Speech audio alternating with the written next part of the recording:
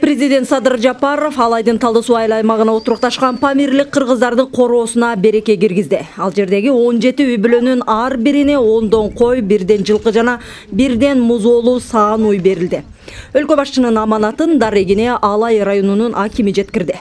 4 апрелинде иш сапар менен бул жакка келгенде ушул бияктык ордошторубуз суранышты эле, өтүнүштү эле ушул мал жагынан бир жардам берсеңиздер деп. Сатыр Ножоевичтин жеке көзөмөлү менен кыска мөөнөттө өзүңүздөр азыр көп болдуңуздар, тапшырылды. Эми бул жакта дагы мына өзү мал бергенде кубанычып, ошо президентке рахмат айтып жатышат. Кубанбагандачы, анткени кыргыз илгертен мал жанды болуп, тирилиги 4 түлүк мал менен өтүп келген. Абдыгапар мындай жардам болоорун угаары менен эле аракетин баштаган. 1 гектар жер аянтка малга тоют болсун деп арпа сепкен. Эгин аянты болсо жергиликтүү айылдан тапкан достору акысыз беришкен. Малсыз биз жашай албайбыз. Кыргыз эмеспиз да. Биздин каныбызда ушул мал менен, малдын каны менен биздин каныбыз бирге да ушу.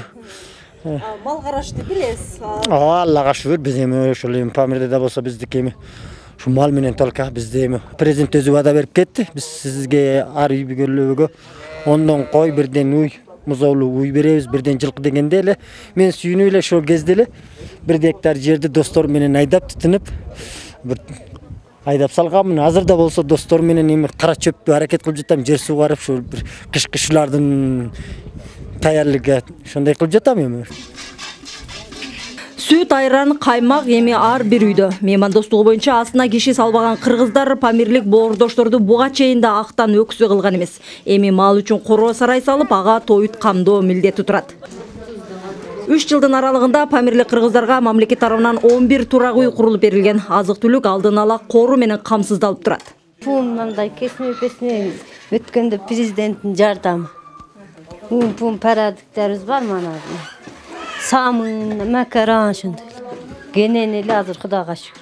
Кечеден бери уй саап, сүт балаларга сүт ичип мындай жакшы болуп калды. Өткөн айда 44 жаранына Кыргызстандын жарандыгы берилген. Айылдык мектепте кат сабаты жоюлуп жаткан 44 тургундун 18 жаштан жогоркулар. Жолдошу 3 кызы менен көчүп келген Дөөлөт Бөбө Токтахун кызы Памир көчөсүнүн жалгыз тийгүүчүсү. Курак төшөнчүдөн сырткары коңшулардын буйрутмаларын аткарат.